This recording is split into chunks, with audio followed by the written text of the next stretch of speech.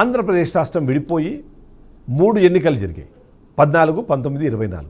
24 ఎన్నికలైపోయి 2 ఏళ్ల కాలం నడిచిన నేపథ్యంలో 2 ఏళ్ల పాలనకు సంబంధించి ఆంధ్రప్రదేశ్ రాష్ట్రంలో జరుగుతున్న రాజకీయాలు, ఆ రాజకీయాలు చుట్టూ జరుగుతున్న విశ్లేషణలు, వాటి గురించి మనము డీకోడ్ చేసే ప్రయత్నం చేద్దాం. 14 నుంచి 19 కూటమిగా ప్రారంభమయ్యి టీడీపీ పార్టీగా ముగిసిన పాలన, 19 నుంచి 24లో వైసీపీ అధికార పాలన, ఆ తర్వాత 24లో మరొకసారి కూటమి అధికారంలోకి వచ్చిన సందర్భంలో ఇప్పుడు జరుగుతున్న పరిణామాలు, 2 ఏళ్ల పాటు కూటమి అధికారంలోకి వచ్చిన తర్వాత రాష్ట్ర ప్రజల సాటిస్ఫాక్షన్ లెవెల్స్, అదే సందర్భంలో సర్కారుగా అంటే ప్రభుత్వంగా ఆ పార్టీలు సాధించిన ప్రగతి ఏంటి, ఆ ఫలితాలు ప్రజల్లో ఏమాత్రం సంతృప్తిని రేకెత్తిస్తున్నాయి, ఎంత శాతం అసంతృప్తి మొదలైంది అనే ప్రశ్నతో పాటు విపక్షంగా ఉండే వైసీపీ ప్రతిపక్ష పార్టీ హోదా రాకపోయినా వాళ్ళు ఏమైనా ముందుకు వెళ్తున్నారా, ప్రతిపక్ష పార్టీ పాత్ర పోషించడానికి సిద్ధంగా ఉన్న వైసీపీ ఆ వైపుగా అడుగులు వేసిందా, అది ప్రజల మన్నలను పొందుతోందా, గతంతో పోలిస్తే ఇప్పుడు ఆ గ్రాఫ్లో ఏమైనా మార్పులు వచ్చాయా?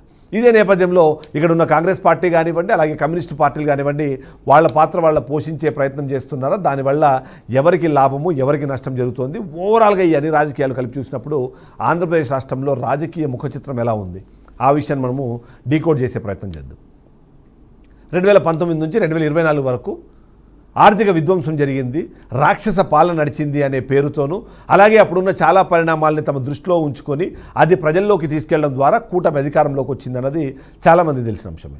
రీసర్వే పేరుతో జరుగుతున్న భూ సర్వే ఏదైతే ఉందో అది కేంద్ర ప్రభుత్వం తీసుకున్న నిర్ణయం అయినా సరే, ఆ నిర్ణయాన్ని ఆంధ్రప్రదేశ్ రాష్ట్రంలో వైసీపీకి అంటగట్టి అప్పటికే వస్తున్న పాస్ పుస్తకాల మీద ఉన్న ఫోటోలు, అప్పుడు హద్దురాల మీద వస్తున్న ఫోటోలను చూపించి వైసీపీ మీ భూములన్నీ లాక్కోబోతోంది, జగన్మోహన్ రెడ్డి తన ఆస్తిగా దాన్ని మలుచుకోబోతున్నారు అంటూ చేసిన వ్యాఖ్యలు, అలాంటి ఒక ప్రచారం ఫలితాలను ఇచ్చిన నేపథ్యంలో ఆంధ్రప్రదేశ్ రాష్ట్రంలో 19 నుంచి 24 మధ్యలో జరిగిన సంక్షేమానికన్నా మించే సంక్షేమం అందిస్తామంటూ కూటమి చేసిన ప్రచారం ఏదైతే ఉందో, వాళ్ళు ఇచ్చిన హామీలు ఏవైతే ఉన్నాయో వాటిని నమ్మి ఇవాళ ఆంధ్రప్రదేశ్ రాష్ట్రంలో ప్రభుత్వ మార్పుకి, పార్టీ అధికారం రావడానికి అవకాశము అదే క్రియేట్ చేసిందని మనం చెప్పాలి. ఈ నేపథ్యంలో గత 2 ఏళ్ల పాటు సంక్షేమ పాలనకు సంబంధించిన అంశము, సంపద సృష్టికి సంబంధించిన అంశము, అభివృద్ధికి సంబంధించిన అంశము, ఈ మూడింటిని మనము ఒకసారి బేరీజ్ వేసుకుంటే అభివృద్ధికి సంబంధించిన అంశం పైన ఎంతో కొంత కూటమి ప్రభుత్వము పాజిటివ్ మార్క్స్ తెచ్చుకుంది అన్నదైతే మనం చెప్పొచ్చు. గత 2 ఏళ్లలో రాష్ట్రంలో జరుగుతున్న పరిణామాలు, కొత్తగా వస్తున్న కంపెనీలు, అప్పటికే వైసీపీ హయాంలో ఓకే అయిన ప్రాజెక్టులను వీళ్ళు పట్టాలెక్కించిన విధానం, ఇవన్నీ కలిపి చూస్తే మాత్రం ఖచ్చితంగా ఆంధ్రప్రదేశ్ రాష్ట్రంలో ఎంతో కొంత మంచి అభివృద్ధి వైపుగా అడుగులు వేస్తోంది అన్న విషయంలో అతిశయోక్తి ఏం లేదు. కానీ అదే సందర్భంలో కీలకంగా మాట్లాడిన అమరావతి, చాలా ఇంపార్టెంట్ చెప్పిన పోలవరము, ఈ రెండింటి ప్రోగ్రెస్ మాత్రం ప్రజల్లో అసంతృప్తిగానే ఇంకా ఉన్నారని చెప్పడంలో అతిశయోక్తి ఏమీ లేదు. అమరావతికి ఇప్పటికే 50,000 కోట్ల రూపాయలు ఖర్చు పెట్టిన తర్వాత కూడా 2028 వరకు అమరావతికి ఒక రూపు ఇస్తామని చెప్పిన పార్టీ ఏదైతే కూటమి ఉందో, ఆ కూటమి ముఖ్యంగా టీడీపీ పార్టీ అటువైపుగా అడుగులు పడట్లేదు. ఆ వైపు ఏదైతే జరగాల్సిన అభివృద్ధి ఉందో, దాని ప్రోగ్రెస్ ఏదైతే ఉందో ఆ స్థాయిలో జరగట్లేదు. అనుకున్న దానికన్నా, జరగాల్సిన దానికన్నా కేవలం 50% వరకు మాత్రమే వాళ్ళు అచీవ్ అయ్యారు అన్న విషయం అయితే మనకు అర్థమవుతుంది. పోలవరానికి సంబంధించి కూడా అదే తరహా ఉంటుంది. ఎందుకంటే ఇప్పటిదాకా జరుగుతున్న పరిణామ క్రమంలో 2028 వరకు అది రాష్ట్రానికి అంకితం ఇస్తామని చెప్పిన వైపుగా అడుగులు పడట్లేదు. వైసీపీ హయాంలో ఏమీ జరగలేదని చెప్పినా సరే అక్కడ మెజారిటీ వర్క్ అప్పుడే కనిపిస్తోందని కొంతమంది విశ్లేషించేందుకు అవకాశాలను క్రియేట్ చేసేలాగా ప్రస్తుత కూటమి పాలన జరుగుతుంది అన్నది మనకు తెలుస్తుంది. అంటే అభివృద్ధి విషయానికి సంబంధించి వచ్చినప్పుడు ఏదైనా పాజిటివ్ ఉన్నా సరే అమరావతి, పోలవరం అనేది ఖచ్చితంగా వాళ్ళకు నెగిటివ్ ఆస్పెక్ట్లోనే ఉందని చెప్పాలి. ఇక సంపద సృష్టికి సంబంధించిన డిస్కషను ప్రతి సందర్భంలో జరుగుతుంటే, సంపద సృష్టి జరిగిందో లేదో కానీ అప్పుల కుప్పగా ఆంధ్రప్రదేశ్ రాష్ట్రాన్ని మారుస్తున్నారు. ప్రతి మంగళవారం కూడా అప్పు కోసము ఆంధ్రప్రదేశ్ రాష్ట్రం అరులు చాచే పరిస్థితి ఉంది అన్నది అది కంటిన్యూ అవుతోంది. దానికి అనుగుణంగా చూస్తే సంపద సృష్టి ఏమాత్రం జరిగింది అన్న ప్రశ్నకు సమాధానం ఖచ్చితంగా అనుమానాస్పదంగానే మనకు వినిపిస్తూ ఉంటుంది. ఇక 3వ అంశం ఏదైతే మనం మాట్లాడుతున్నా, మనం చెబుతున్నా, మనం అనుకోవాల్సిన సంక్షేమ పాలనకు సంబంధించి చూసినప్పుడు కొన్ని పథకాలు పట్టాలెక్కిన, ఆ పట్టాలెక్కిన పథకాల్లో కూడా కోతలన్నవి భారీగా జరిగాయి. దానికి ఎగ్జాంపుల్గానే వాటి జరిగిన కేటాయింపులు, రివిజన్ బడ్జెట్లు, పెట్టిన ఖర్చులు కనిపిస్తున్నాయి. ఆంధ్రప్రదేశ్ రాష్ట్రంలో అంతకుముందు 19 నుంచి 24 మధ్యలో వైసీపీ అధికారంలో ఉన్నప్పుడు ఉన్న నెంబర్సు, అలాగే 24 తర్వాత అధికారంలోకి వచ్చిన టీడీపీ పార్టీ కూటమి ప్రభుత్వం ఏదైతే ఉందో అది చేసిన ఖర్చులను చూస్తే మాత్రం ఖచ్చితంగా అది చాలా క్లియర్గా కనిపిస్తోంది అన్నది మనకు అర్థమవుతుంది. అంతేకాకుండా మొదటి సంవత్సరము అటు అన్నదాత సుఖీభవ, తల్లికి వందనం, ఈ రెండింటినీ కూడా ఎగ్గొట్టారు అన్నమాట మనకు వినిపిస్తుంది. ఒక్క పెన్షన్ల విషయంలో మాత్రమే పాజిటివ్ రెస్పాన్స్ వస్తూ ఉంటుంది. ఇక గతంలో వైసీపీ అధికారంలో ఉన్నప్పుడు ప్రతి కులానికి, ప్రతి వర్గానికి, ప్రతి అంశానికి కూడా వాళ్ళు ఏదో ఒక రూపాయి డబ్బులు తీసేవాళ్ళు. ఇప్పుడు అది లేకపోవడం వల్ల ఖచ్చితంగా గత 2 సంవత్సరాల్లోనే చాలా కుటుంబాలు ₹1,00,000 పైగా నష్టపోయాయనే విధంగా విశ్లేషణ వినిపించడానికి ఒక అవకాశాన్ని అయితే ఇప్పటి కూటమి ప్రభుత్వం క్రియేట్ చేసిందని మనం చెప్పాలి. సో ఈ నేపథ్యంలో ప్రభుత్వం ఏర్పడిన తర్వాత మొదటి సంవత్సరం పాటు వాళ్ళకి సమయం ఇచ్చిన, రెండో సంవత్సరం వచ్చేటప్పటికి అసంతృప్తి అన్నది ప్రారంభమవుతుంది. అది వ్యతిరేకతగా మారిందా లేదా అని తెలియాలంటే మాత్రం ఇంకో 2 సంవత్సరాలు మనము ఎదురు చూడాల్సిన పరిస్థితి ఉంటుంది. అదే సందర్భంలో వైసీపీ గత 2 ఏళ్లలో వాళ్ళు చేసిన కార్యక్రమాలు ఏంటి, ఆ కార్యక్రమాల ద్వారా ప్రజల్లో వాళ్ళకు ఏమైనా మన్ననలు ఏమైనా పెరిగాయా అన్న ఒక ప్రశ్న అయితే ఉందో ఆ ప్రశ్నకు కూడా సమాధానం వెతకాల్సి ఉంటుంది. ప్రతిపక్ష పార్టీగా అధికారంలో వాళ్లకు అవకాశం దక్కలేదు. 11 సీట్లకు పరిమితమైన నేపథ్యంలో ఆ అంశాన్ని దృష్టిలో పెట్టుకొని మేము అసెంబ్లీకి వెళ్ళమంటూ ఆ గెలిచిన 11 మంది ఎమ్మెల్యేలు కూడా అటువైపుగా చూడకపోవడం అన్నది అతిపెద్ద మైనస్గా అయితే మనము చెప్పాల్సిన అవసరం ఉంటుంది.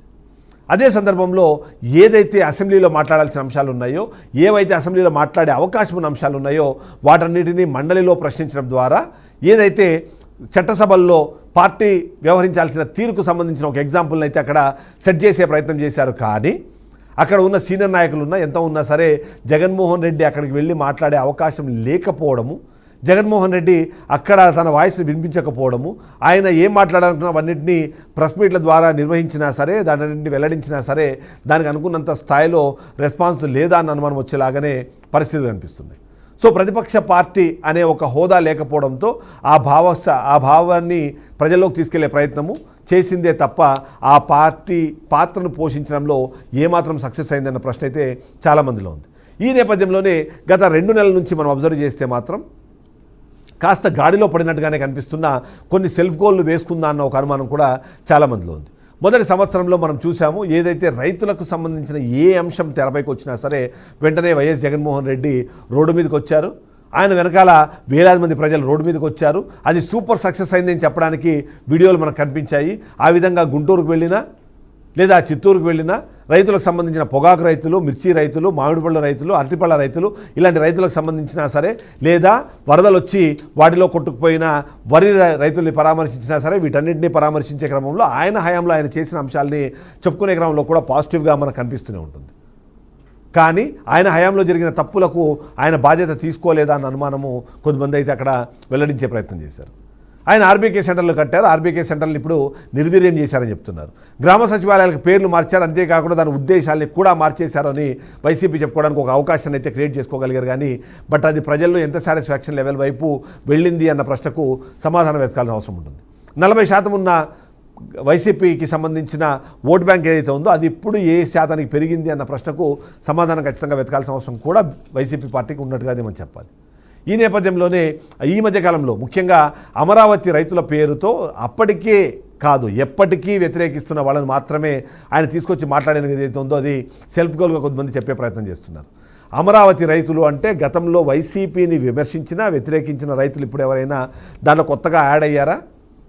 వాళ్ళు జగన్మోహన్ రెడ్డిని వచ్చినేం కలిశారంటే అది కలవలేదు అన్న విషయము ప్రస్ఫుటంగా కనిపిస్తున్న నేపథ్యంలో అప్పటికే ఎవరైతే అసంతృప్తితో ఉన్నారో ఇప్పటికే అదే అసంతృప్తి యాడ్ అవుతూ ఉందో, దీనికి తోడు రెండో విడత భూసేకరణకు సంబంధించిన డిస్కషన్లో ఎవరైతే భాగస్వాములుగా అయ్యేందుకు సిద్ధపడుతున్న రైతులు ఉన్నారో వాళ్ళందరినీ ఆకర్షించేందుకు ఆ వైపుగా మేము ఉన్నామని చెప్పేందుకు ఒక ప్రయత్నం అయితే జరిగింది. కానీ అది ఇంకా సక్సెస్ అయినట్టుగా అయితే మనకు అనిపించట్లేదు. ఇక డిఎస్సికి సంబంధించి డిఎస్సి అభ్యర్థులు ఎవరైతే నష్టపోయారో 3.5 లక్షల మంది నిరుద్యోగులు ఎవరైతే ఉన్నారో ఓవైపు నిరుద్యోగ భృతి దొరకకుండా ఇలా డిఎస్సిలో రాసిన తర్వాత అర్హులైన వాళ్ళకు కాకుండా కొంతమంది అనర్హులకు కూడా సీట్లు వచ్చాయి, లేకపోతే వాళ్ళకు అందులో సెలక్షన్ కమిటీ సెలెక్ట్ అయ్యారనే విషయాన్ని చెప్పే ప్రయత్నంలో డిఎస్సి కొద్దిగా పాజిటివ్ రిజల్ట్స్ ఇచ్చినా సరే అది పూర్తి స్థాయిలో నిరుద్యోగులను తమ వైపు అట్రాక్ట్ చేయడానికి అవకాశాన్ని క్రియేట్ చేసుకుందా లేదన్న ప్రశ్నకు సమాధానం వెతకాల్సిన అవసరం అయితే మనకు కనిపిస్తుంది. ఈ నేపథ్యంలో కాంగ్రెస్ పార్టీ అప్పుడప్పుడు మాట్లాడుతుంది. అందులో ముఖ్యంగా ఏపీసీసీ అధ్యక్షురాలుగా ఉన్న షర్మిల మాట్లాడతారు, కానీ ఆమె మాట్లాడిన దాంట్లో 70% జగన్మోహన్ రెడ్డిని విమర్శిస్తారు, కేవలం 30% మాత్రమే రాష్ట్రంలో అధికారంలో ఉన్న పార్టీ అయిన టీడీపీ పార్టీని కానివ్వండి, కూటమిని కానీ విమర్శిస్తారు అన్న విషయం అయితే మనకు అర్థమవుతుంది. ఆ 30%లో కూడా తన టార్గెట్ ఎక్కువగా బీజేపీ ఉంటుంది తప్ప ఈ రెండు పార్టీలు జనసేన కానీ టీడీపీ కానీ ఉండట్లేదు అన్న విషయాన్ని చెప్పే ప్రయత్నం చేస్తున్నారు.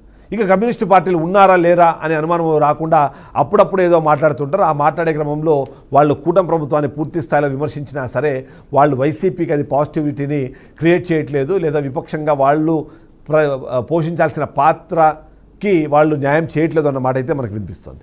ఈ నేపథ్యంలోనే 2 ఏళ్ల ఏపీ రాజకీయాలు మనం అబ్జర్వ్ చేసినప్పుడు 2 ఏళ్లలో పార్టీగా లేదా ప్రభుత్వంలో ఉన్న అంశంలో ఉన్న పార్టీలుగా మనం గమనించినప్పుడు టీడీపీ అలాగే జనసేనకి అనుకున్నంత స్థాయిలో మార్కులు పడట్లేదు అని మనం ఏ స్థాయిలో అయితే చెప్తామో, అదే సందర్భంలోనే వైసీపీ కూడా ఇంకాస్త ప్రొయాక్టివ్గా ఉంటే బాగుండేది అనే విధంగానే చాలామంది మాట్లాడుతున్నారు. సో ఈ నేపథ్యంలో అటు విపక్షం కానివ్వండి, ఇటు పాలకపక్షం కానివ్వండి, ప్రజల మన్ననలు పొందడంలో ఇంకాస్త వెనకబడి ఉన్నారు. అయితే ఎన్నికలకు మరో 3 సంవత్సరాల సమయం ఉన్న నేపథ్యంలో ఇప్పటి నుంచి అయినా కనీసం కళ్ళు తెరుచుకుంటే టీడీపీ పార్టీ మరొకసారి అధికారంలోకి వచ్చేకుంటుంది, లేదా వైసీపీ ఇంకాస్త అగ్రెసివ్గా ముందుకు వెళితే అది కూడా ముఖ్యంగా జగన్మోహన్ రెడ్డి పాదయాత్ర కన్నా ముందే యాక్టివ్గా మారితే ఆ రిజల్ట్ కూడా మారే అవకాశం ఉంటుంది అన్నది కొంతమంది చెప్తున్న నేపథ్యంలో ఈ 2 ఏళ్ల రాజకీయాలు ఈ విధంగా కొనసాగాయని మాత్రం మనము విశ్లేషించాల్సిన అవసరం కనిపిస్తుంది.